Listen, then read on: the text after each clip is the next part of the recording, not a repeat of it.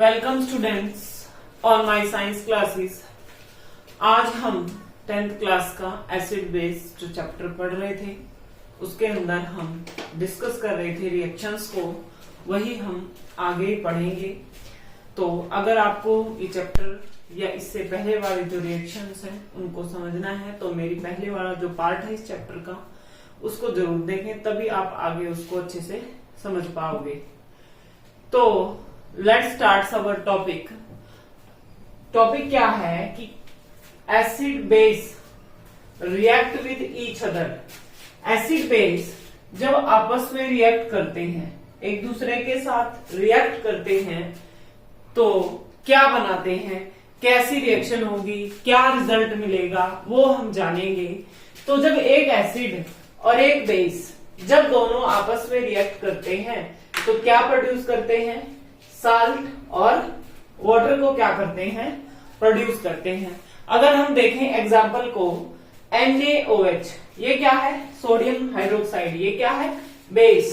Hydrochloric acid, ये क्या है, एसिड। तो इससे कॉरस्पॉन्डिंग क्या मिला हमें, साल्ट मिला। NaCl क्या है, साल्ट है, और साथ में क्या प्रोड्यूस हुआ, वाटर प्रोड्यूस हुआ।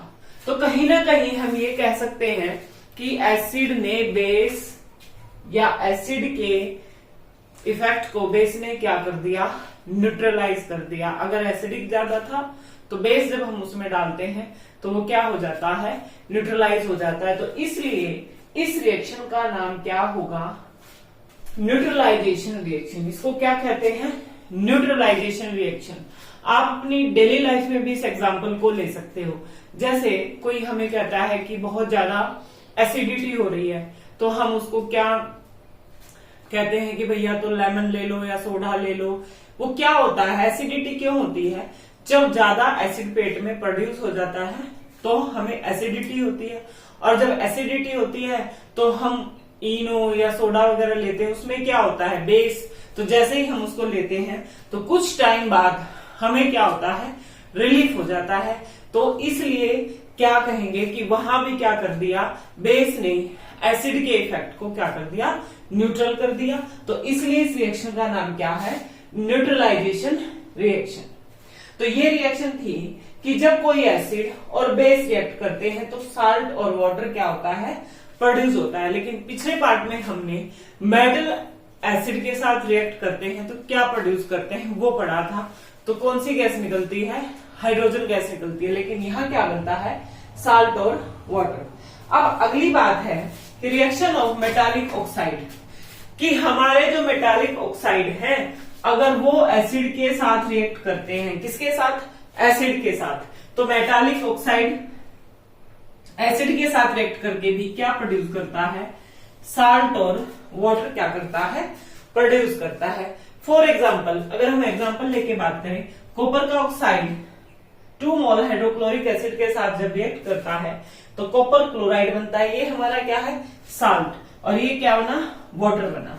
अब यहां बात आई, देखने में तो ये लग रहा है कि जैसे न्यूट्रलाइजेशन रिएक्शन में साल्ट और वाटर बन रहा है वैसे ही यहां पर भी क्या बन रहा है, साल्ट और वाटर। तो मैं इस रिएक्शन को देख के कह सकती हूँ कि ये एसिड था तो कहीं ना कहीं जो हमारा मेटल है, ये मेटल इसके ऑक्साइड ने किसका काम किया है, बेस का काम किया है। किसका काम किया है, बेस का काम किया है। तो जो मेटल के ऑक्साइड है, मेटल के जो ऑक्साइड है मैं कह सकती हूँ कैसे नेचर के हैं, बेसिक नेचर के हैं। कैसे नेचर के हैं, बेसिक नेचर के। ये हमें कहां से पता चला, इस रिएक्शन से पता चला कि जब हमने एक मेटल ऑक्साइड को एसिड के साथ रिएक्ट करवाया तो उसने साल्ट और वाटर दिया। साल्ट और वाटर क्या किया, प्रोड्यूस। तो ये साल्ट और वाटर कब प्रोड्यूस होता है, जब कोई एसिड और बेस आपस में रिएक्ट करते हैं। तो इसका मतलब एसिड तो यहाँ ये था तो इसने किसका काम किया, बेस का काम किया। इसलिए हम कह सकते हैं कि जो मेटालिक ऑक्साइड होते हैं वो कैसे नेचर के होते हैं, बेसिक नेचर के हो सकते हैं, होते हैं। तो उसके बाद है हमारा next example, reaction of non metallic oxide with base. कि नॉन मेटालिक, जो नॉन मेटालिक ऑक्साइड्स हैं वो जब बेस के साथ रिएक्शन करते हैं तो क्या प्रोड्यूस होता है, जब नॉन मेटालिक ऑक्साइड बेस के साथ रिएक्ट करते हैं तो साल्ट और वाटर को क्या करते हैं, प्रोड्यूस करते हैं। अब यहां भी हमने क्या देखा कि सेम प्रोडक्ट मिल रही है, साल्ट प्लस वाटर। यही प्रोडक्ट किसमें मिल रही थी, न्यूट्रलाइजेशन रिएक्शन में, साल्ट प्लस वाटर। तो यहां मैं क्या देखूं कि ये बेस था, तो इसका मतलब जो नॉन मेटालिक ऑक्साइड है इसने किसका काम किया, एसिड का काम किया। तो हम कह सकते हैं कि नॉन मेटालिक ऑक्साइड कैसे नेचर के होते हैं, एसिडिक नेचर के होते हैं। कैसे नेचर के होते हैं, एसिडिक नेचर के। तो हमसे कोई पूछे कैसे कह सकते हो आप, हम कहेंगे कि जब हम किसी नॉन मेटालिक ऑक्साइड को किसी बेस से रिएक्ट करवाते हैं तो हमें क्या मिलता है, साल्ट प्लस वाटर मिलता है। और साल्ट प्लस वाटर कब मिलता है, जब कोई एसिड और बेस आपस में रिएक्ट करता है। तो अब हम इसका अगर एग्जांपल देखें, कार्बन डाइऑक्साइड जब कैल्शियम हाइड्रोक्साइड के साथ रिएक्ट करती है, ये क्या कार्बन नॉन मेटालिक ऑक्साइड है कार्बन डाइऑक्साइड, और ये क्या है बेस। तो हमें क्या मिलता है, कैल्शियम कार्बोनेट, और क्या प्रोड्यूस होता है, वाटर प्रोड्यूस होता है। तो ये हमने कुछ क्या पढ़ी, रिएक्शंस पढ़ी, जिसमें हमने देखा कि कैसे एसिड बेस आपस में रिएक्ट करते हैं, और मेटालिक ऑक्साइड एसिड के साथ कैसे रिएक्ट करते हैं, और नॉन मेटालिक ऑक्साइड बेस के साथ कैसे रिएक्ट करते हैं। तो अब इनको देख के हमें क्या लगा कि मीन्स जिनके अंदर H है वो क्या है, बेस या एसिड्स होते हैं। एसिड होते हैं जो कंपाउंड, जिन कंपाउंड के अंदर हाइड्रोजन है, क्या वो सभी एसिड हैं? ये क्वेश्चन सभी के माइंड में आ रहा होगा। तो मैंने लिखा है is all hydrogen containing compound are acid. क्या जितने भी हाइड्रोजन कंटेनिंग कंपाउंड हैं सारे के सारे एसिडिक नेचर के होते हैं? तो ये हम एक एक्टिविटी से जान लेते हैं। एक एक्टिविटी हमने की है जिसमें हमने एक बीकर लिया है, उसमें HCl डाला है, और यहाँ रबर कोक के साथ क्या है, 2 कील लगा दी गई है। ऊपर से हमने ये बैटरी लगाई है, इधर ये बल्ब है, और ये हमारा स्विच है। तो जब हम इसमें करंट पास करते हैं, हमने यहाँ क्या लिया, HCl। तो हम क्या देखते हैं कि जो ये बल्ब है ना, ये क्या करता है, ग्लो करता है। अगर बल्ब ग्लो किया, इसका मतलब क्या हुआ, इसने इलेक्ट्रिसिटी को पास किया। किसने पास किया, हमारे जो सोल्यूशन हमने जो लिया, किसका सोल्यूशन लिया है, HCl का। सोल्यूशन क्या है हमारे पास, HCl।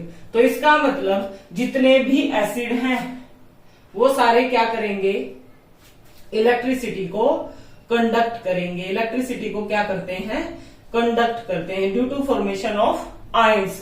क्योंकि जब हम इसमें इलेक्ट्रिसिटी पास करते हैं तो एक इसमें डिसोसिएट हो जाता है, H positive plus Cl negative में टूट जाता है। हमें पता है कि इलेक्ट्रिसिटी क्या होती है, या तो फ्लो ऑफ आयंस हो, या ये ना हो तो क्या हो, फ्लो ऑफ इलेक्ट्रॉन। इनमें से एक कंडीशन अगर होगी तो तभी हमारी इलेक्ट्रिसिटी क्या होगी, पास होगी। तो एसिड इस कंडीशन को पूरी करते हैं, वो क्या बनाते हैं, आयंस में डिसोसिएट हो जाते हैं, इसलिए उनके अंदर क्या होती है, इलेक्ट्रिसिटी कंडक्ट होती है। अब ये तो हमने क्या लिया, HCl लिया, लेकिन अगर इसकी जगह मैं क्या ले लूं, ग्लूकोज। क्या ले लूं, ग्लूकोज। अब आपको पता है अच्छे से ग्लूकोज का फॉर्मूला क्या होता है, C6H12O6। ये क्या है, ग्लूकोज का फॉर्मूला है। तो ग्लूकोज के अंदर भी क्या है, हाइड्रोजन। HCl के अंदर भी क्या है, हाइड्रोजन। अब HCl की जगह जब हम ग्लूकोज को डालते हैं, अब मैंने यहां पर क्या रख दिया, ग्लूकोज। क्या रख दिया, ग्लूकोज। तो फिर मैंने क्या किया, इलेक्ट्रिसिटी पास की, और जब मैंने इसके अंदर इलेक्ट्रिसिटी पास की तो बल्ब नॉट ग्लो। बल्ब क्या हुआ, जला नहीं, मतलब उसने लाइट नहीं दी, रोशनी नहीं दी। तो इसका मतलब जो ग्लूकोज है इसने इलेक्ट्रिसिटी को कंडक्ट नहीं किया। तो हम कह सकते हैं कि वो कंपाउंड्स जिनके अंदर हाइड्रोजन तो है लेकिन साथ में क्या करते हो, इलेक्ट्रिसिटी को कंडक्ट करते हो, वो हमारे क्या होंगे, एसिड्स होंगे। बाकी सारे क्या होंगे, एसिड नहीं होंगे। न्यूट्रल या बेसिक नेचर के वो कंपाउंड्स हो सकते हैं जो क्या नहीं करते, इलेक्ट्रिसिटी को पास नहीं करते। तो स्टूडेंट्स, ये हमने कुछ रिएक्शंस पढ़ी एसिड और बेस की, और ये जाना कि कहाँ एसिड और बेस हमारे एवरीडे लाइफ में यूज होते हैं। तो लगातार मेरी वीडियोस को ऐसे ही देखते रहें, मेरे चैनल को सपोर्ट करें, और आपको अगर वीडियो पसंद आई है तो जरूर लाइक करें और चैनल को सब्सक्राइब करना ना भूलें। Thank you for watching my videos.